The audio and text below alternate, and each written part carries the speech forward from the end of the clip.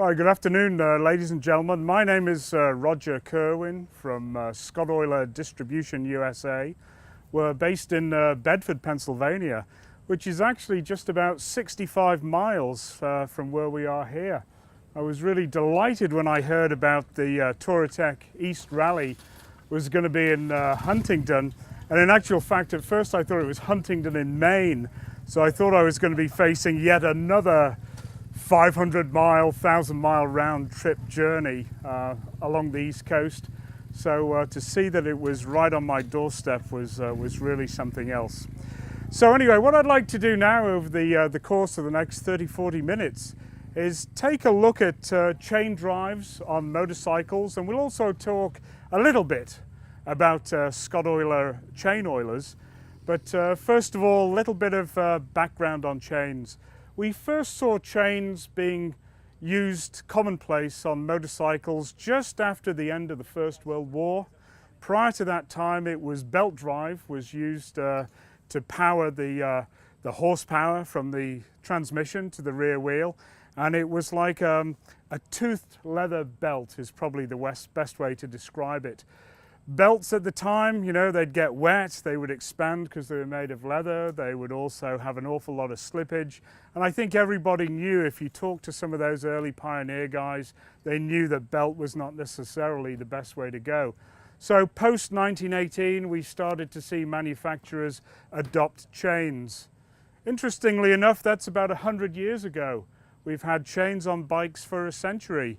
And even more interesting is, they haven't really changed that much. We've seen all kinds of leaps in technology over the past 100 years with motorcycling, but chains still adhere to their basic design. When we look at a chain and we break it down into its component parts, it's actually quite interesting to see how many parts are actually in a motorcycle chain. The illustration here is of an O-ring chain. O-ring, basically what the O-ring does, don't know if this pointer is going to work on the screen, but an O-ring here is mounted between the inner and outer side plates, which are these two plates here. The O-ring's purpose is to seal grease into the roller, which contains the rivet or the pin. All you need is for just one O-ring to fail on your chain, and essentially your chain is kaput. Now with an O-ring chain, we have the two plates, as I mentioned, the rollers, the O-rings of course, the pivoting pins. And if we look at all those component parts, we're actually looking at between 500 and 700 parts in the average motorcycle chain, depending on the length of the chain. So there's an awful lot of movement going on, transmitting the power from the transmission to the rear wheel. And of course, when we look at different types of motorcycles, we look at sport bikes, which are designed for speed, generally have a shorter swing arm. There's a tremendous torsional value is going through power-wise to the rear wheel.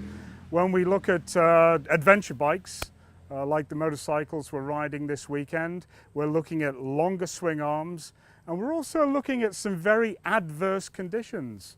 Adventure bike riding off-road, well, depending on where you are in the country or where you are in the world, you're picking up an awful lot of powdered rock, sand, dust, debris.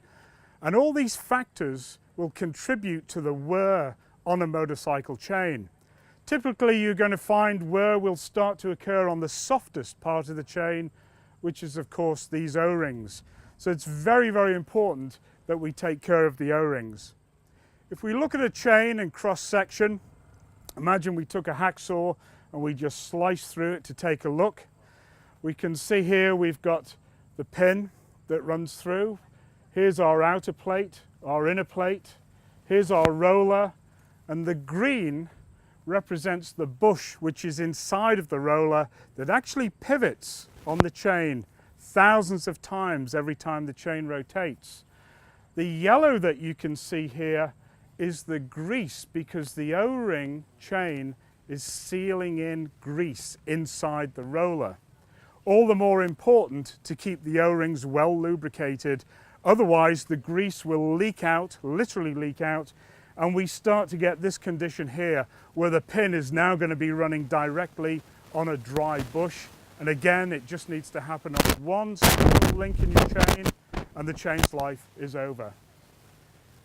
Here's a pretty good example that we use of the low maintenance O-ring chain. You would be surprised when I do these talks just how many people still believe that an O-ring chain is a maintenance-free chain. Indeed, some of you here may hold that opinion. In actual fact, an O-ring chain is most definitely not a maintenance-free chain. They do require maintenance. They require maintenance primarily in the form of lubrication to keep the chain thoroughly lubed and the O-rings nice and supple. And also you need some lube on the teeth of the sprocket as well to prolong chain life. If you don't oil the chain and you adhere to the maintenance-free aspect of the chain, this is what happens. You'll note on this chain we can see where the O-rings are sandwiched between the inner and outer plates. You can see here it's missing the O-ring completely. It's gone, it's probably dried out, it's been hacked up or whatever, it's missing, which means all the lube has now leaked out from between those two side plates, making the chain junk.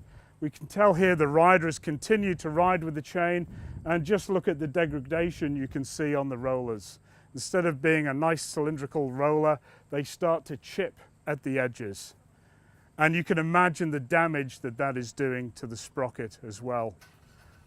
Quick straw poll, who rides a chain drive bike? What sort of mileage are you getting out of your chains? I just bought my bike. Okay. Too early to tell then. 200 miles on my chain. Okay. I replaced mine at 16,000. 16 did pretty good, yeah. You know, typically I've found the average chain life seems to be around about 8 to 10,000 miles, typically. And there's extremes. Some people are eating up a chain in just 2,000 miles. Some are getting 15,000 and more. This is typically what we'll see if you walk around the site looking at people's chains on their bikes. It doesn't have to be an adventure bike. It can be a sport bike. It can be a little 125. It really doesn't matter. We're seeing that the owner of this chain has been using his Sprayon Lube. Sprayon Lube, incidentally, is essentially a liquid grease regardless of what it says on the label. You spray it on, you ride off, it flings off the excess, and then we start to find that that greasy lube attracts all the dirt from the pavement or from the field or wherever we're riding. That dirt is then suspended, it embeds itself into the grease of the Sprayon Lube, and it forms a grinding paste. Same kind of grinding paste you would use if you're doing a valve job on the motorcycle. That grinding paste, highly abrasive. Geologically speaking, we're talking about powdered pieces of rock being ground up and embedded into the grease, and that of course attacks the soft rubber O-rings. If you see a chain like this and you see brown staining around where the pivot pins are, a lot of people say, oh, I just need to put some oil, spray some lube on my chain, I've got some corrosion on the chain. In actual fact, that's not corrosion when you see brown staining on the chain. What you're actually looking at is the grease has seeped past where the O-ring is and is now staining the chain. So the link is junk and the chain needs to be replaced. Now, when you look at what manufacturers say in their handbook or new chain manufacturers, pretty much all of them, and we're talking, DID, Sabaki, EK chain, they nearly all of them say clean and lube the chain every 300 miles. And of course, everybody does that, right? Of course you do, yeah. Cleaning and lubing the chain. What do we mean by that? Well, they're saying get all the gunk off the chain by cleaning it and then reapply lubricant, assuming chain spray is what they're talking about.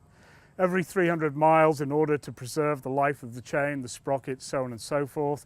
And you'll find an awful lot of them trying to do a warranty with a chain manufacturer or an OEM is often quite an interesting task. They tend to regard brake pads and chains as consumable items, so you can pretty much kiss your warranty goodbye in a lot of cases. So when you're reapplying your lube after cleaning the chain every 300 miles or every other gas stop, you then apply this high-tack liquid grease, which is chain spray. High-tack means high glue, high sticky content, and of course the chain lube manufacturers will use this kind of grease to make sure it sticks to the chain so that it doesn't fling off. We all know in reality you always get some fling with chain spray, but of course we've got this detrimental grinding paste feature, which is the result of adding this Sprayon Lube to your chain. When we talk about chain maintenance at Scottoiler, we're talking about lubing the chain for sure, but we're talking about lubing the chain in a completely different way. Instead of using chain spray and this high-tack grease, we prefer the best system is to use oil, a liquid oil, rather than a high-tack grease. If you can, I know it's a little bit difficult to see the picture here, but this is a well-maintained chain fitted with a Scottoiler, and I think the first thing you can notice here is how clean it looks. It looks clean for a very simple reason. It's coated with a thin coat of oil. It's not coated with grease. So we can actually see the detents, the pivot pins, the rollers. We can see the O-rings much more clearly. The chain's in good shape, and it's done quite a few miles, the chain in this photograph here. But it's all been done by having a thin coat of oil on it rather than that greasy, sludgy buildup which is holding all the dirt. It's really quite simple. A thin coat of oil will not hold large particles of dirt, but grease most certainly will. A little bit of background on Scottoiler. A lot of people are always interested to know something about the company, so I'll just dwell on this for a couple of moments. Scottoiler was made in just outside of Glasgow in Scotland in the UK. It's made in the town of Mulgai, which is spelt Milngavi but pronounced Mulgai, and it's actually quite a picturesque little town come village which is in the foothills of the Scottish Highlands, just before you start to get into the mountainous area. And Scottoiler was started and indeed invented by a gentleman by the name of Fraser Scott. So it's Fraser Scott from Scotland to get Scottoiler. This is a picture of Fraser. I'm going to think this is probably late 60s. I don't know if you can see the bike he's riding. Anybody know what bike he's riding? Identify that?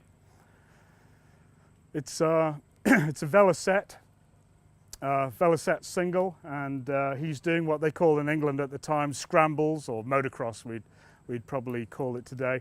I always like this photograph, big smile on his face. So Fraser's story is actually quite interesting. The tale goes, back in the 1970s, he was living in Glasgow in Scotland, and he was dating a girl in Manchester in England. The travel distance was about, I'd say about 250 miles from Glasgow down south to Manchester, and he had a Suzuki GS 750 at the time. Those of you who were around riding bikes in the 70s, you'll remember that the O-ring chain was the latest and greatest, and Suzuki, Kawasaki, the major Japanese manufacturers, were starting to fit O-ring chains to their bikes. Well, back in those days, to keep the chain totally secure, and as we all know, using a spring link is nice and easy, but it's also the weak part of the chain if you use one. The manufacturers would sell you an endless chain for your bike, which meant you couldn't split it. You actually had to take the swing arm out and loop the chain round and put it over the transmission sprocket. So, we're talking quite a bit of labor. If you've ever taken swing arm out before, you know how the axles freeze in. So what seems to be a straightforward job can really develop to be a big one. Fraser was eating up chains, going down south to see his girlfriend. And I think it was on one of these trips that he came across the idea, he thought up the invention to use an automatic chain oiler that was going to be fed by a vacuum. In the case at the time, he was taking a vacuum off the petcock of the Suzuki to open a valve to allow oil to come down a delivery tube and onto the chain at the rear sprocket. Well, over the years, the Scottoiler was developed, and a few changes was done, but it really stayed very honest to its original design. And the original design actually went into production and came out in 1985, which is some 31 years ago. So Scottoilers have been on the market for 31 years. Interestingly enough, you know, in Europe, Scottoiler is huge. And I don't think that's any exaggeration. You can do shows in, you know, France or Germany or the UK, and you'll be standing on the booth there, and people come up to you and they'll say, well, you know, I've had a Scottoiler for 18 years and I changed my bike and I always take my Scottoiler with me. They have some rather strange accents in the south of England, but they'll, you know, a Scottoiler, as I say, really is a household name. It wasn't till 3 years ago that I started Scottoiler Distribution here in the States. And funny little story. The first show that I did was the AIM Expo in Orlando in Florida. The AIM Expo is really going to be the US answer to some of the big EICMA or larger shows in Europe. And we were there at the first show. We had the booth set up, and I'd built this display out of this T595 swing arm so that people could see how it worked.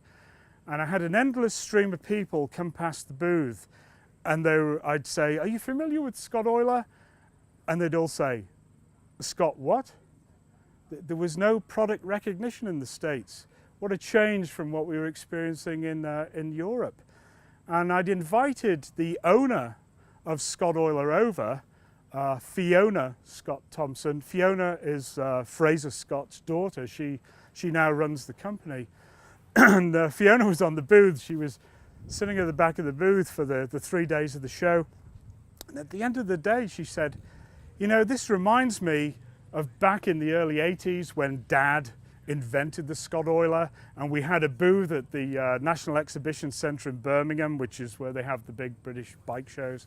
And she said we had all these people walking past the booth with no idea what Scottoiler was. So here we were 30 odd years, well, almost 30 years later, here in the States, essentially bringing what was a new product to the US market. Recognition really wasn't that great. So it's been a very, very interesting last 3 years. You know, I get out and do as many shows as I can, talk to as many people, show the benefits. Our sales are looking good as people learn the benefits of using Scottoilers on motorcycle chains. With a Scottoiler, I think the key to the Scottoiler success is to be using oil and giving it a little droplet. Say 1 drop a minute is what we recommend as a good starting point. Little tiny droplet comes out of the delivery tube onto the sprocket. The sprocket picks the droplet up and centrifugal force does the rest. It throws the oil into the chain. Now, a droplet doesn't look very much, I'll grant you, but if you imagine riding over the course of an hour, your chain has had 60 little droplets randomly displaced into the chain, because of course in an hour you're varying your road speed, your engine speed. So we start to get this fine film, this fine coating of oil all over the chain, into all the nooks and crannies of the O-rings, all over the inner plates, all over the teeth of the sprocket, which is also very important.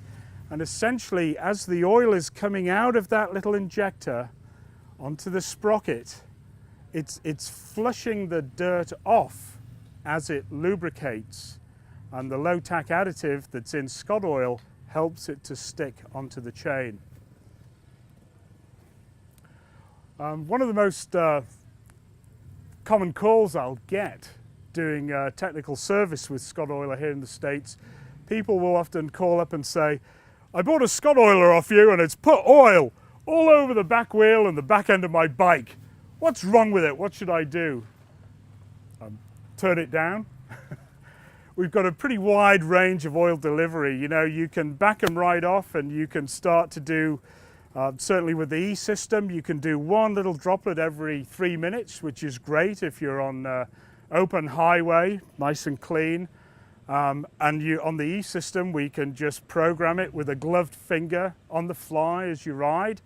You run into a thunderstorm or some adverse weather conditions, get the finger working again, and maybe start to give it one drop every 30 seconds, 20 seconds, what have you. Regardless of whether you have the E-system or our classic V-system, they are fully adjustable. So you can adjust them, as I say, anywhere from one droplet every 20, 30 seconds, right up to one drop every 3 minutes to suit your road conditions. The E-system, as I say, we had the V-system, by the way, it's V for vacuum and E for electronic. The electronic E-system had it in production now for about 6 years. Took a long time before we brought it out, wanted everything to be 100% and correct, and also worked with the technical department at Strathclyde University, which is like the University of Scotland. If you have anything technical, electronic in the UK that you want to design, they have a wonderful resource centre where they can analyse what you're trying to do and help you with the build quality, help you with the components. So when we did the E-system, we consulted with them, and it ended up with us having a pretty rock solid product. With the E-system, we have this little display screen. You can see it on the demo on the Scottoiler booth. It's pretty small. It mounts up either on the handlebar or the triple tree or the fairing, depending on the make and model of your motorcycle.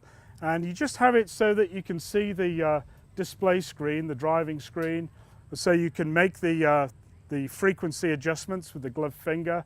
With the E-system, we've also built in a clock, a 24-hour clock, and also an ambient temperature gauge. That's the outside temperature, which were two features determined to be desirable by long-distance touring riders.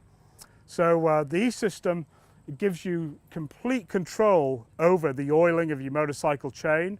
The V-system, which is this one here, takes a small, tiny amount of vacuum from the motorcycle's vacuum system. Now that could be the throttle body, carburetor, inlet manifold, evap system, because we're legal with the state of California, we're CARB approved.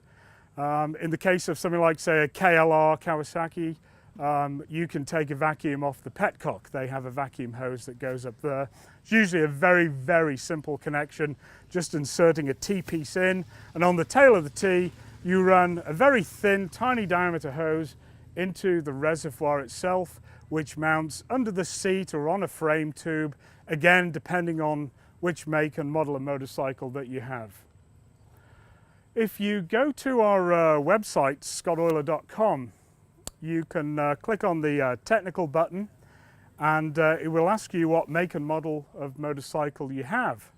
So you can put in, BMW, F800, or, KLR, whatever bike you have, Triumph Tiger, and up will pop 4 photographs of your bike with tips on where to make the vacuum connection and where to install the reservoir, be it on a frame tube or under the seat.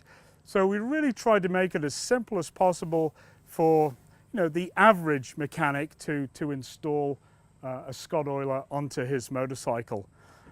People often say, well, what level of technical competence should I have to attempt to install a Scottoiler?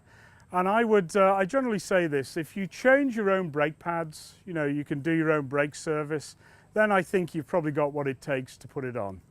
If in doubt, of course, just consult your local dealer.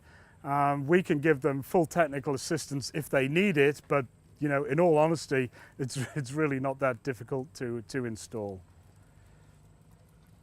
So Scottoilers, we're into our 3rd year here in the USA. As I say, things are going pretty well. We kind of regard ourselves as the go-to product for chain maintenance. Having been in business for 31 years, as you can imagine, There's numerous testimonials out there as to the proficiency and efficiency of fitting a Scottoiler to your bike. At any given time, we always have motorcycles circumnavigating the globe with Scottoilers fitted. You'll find most European riders who are going to be doing serious adventure bike touring always have a Scottoiler fitted if they have a chain drive bike. The phone number that we have on all the brochures usually comes straight through to my desk.